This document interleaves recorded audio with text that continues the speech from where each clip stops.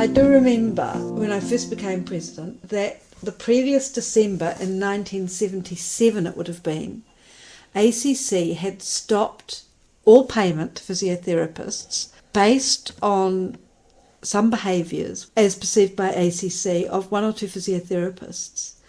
And there was nothing in their constitution, regulation, act or anything else which would enable them to deal with those problems. So their solution had been 2 weeks before Christmas to just not pay physiotherapists anything at all for the previous month, which left whole piles of physiotherapists with no money at Christmas. So from that, we proceeded into a series of meetings to try and resolve this. Now, Bert Walker was a political appointee as the head of ACC, whose understanding and ability were limited. And they had a medical director who had little insight into physiotherapy and was very much coloured by the negative end of physiotherapy performance. And I think we'd have to be fair and say there were some bad performing physiotherapists in terms of their ability to A, provide a good service and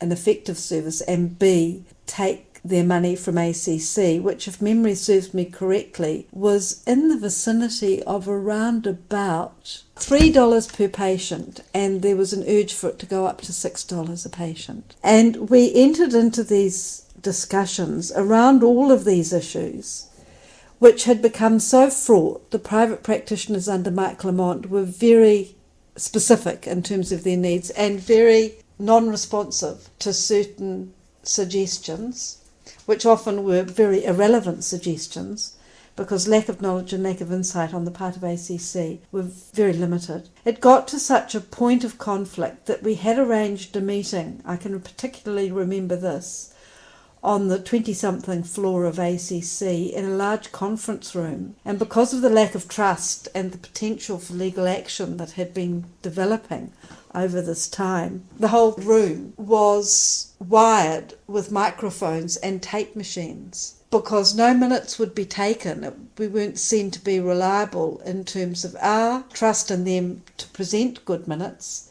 and their trust in us to equally do the same, so that the whole meeting was taped, and we sat around a table with 2 microphones suspended from the ceiling and connected to tape machines. And the minutes we received had every perhaps, and the meeting took hours. It was not an hour meeting, it was hours.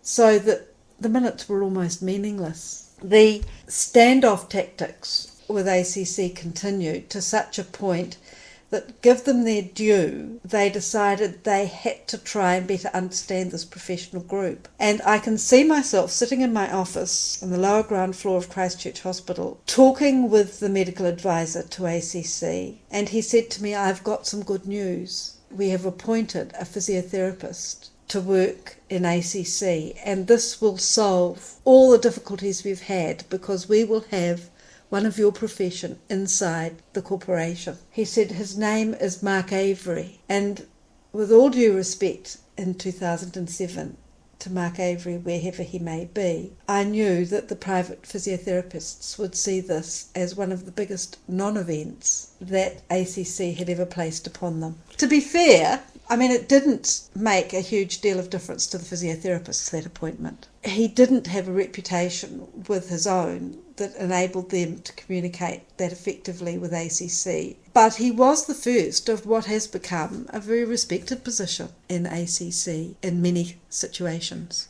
Peter Stokes did follow him because Peter had a high profile, in particular with his role in the All Blacks as an All Black physiotherapist.